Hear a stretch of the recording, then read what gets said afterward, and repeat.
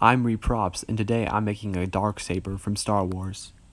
Marked a half-inch piece of wood like so, and then I started to cut out the general shape just using a hacksaw. Wear gloves, otherwise you'll cut yourself like I did. I dremeled out all of the inset details, and then I sanded it down and went back through with the sanding bit and sanded down the inset details. I used some thick cardboard to make the layered details around the emitter of the Darksaber. I cut out all of the raised areas on the hilt out of the same material, just using the parts that I didn't Dremel out as a reference for what to cut.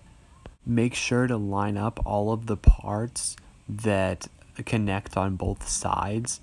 That way they're not crooked. Mine ended up being a little bit crooked, but nothing that I couldn't fix.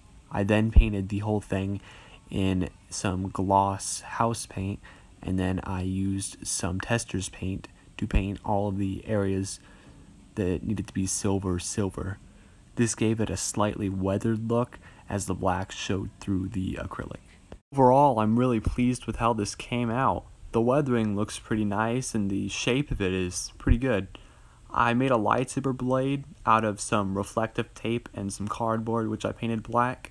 William Shakespeare does this effect on his Darksaber, so check out his video on it. Thanks for watching. If you want to see more of my videos, be sure to like and subscribe.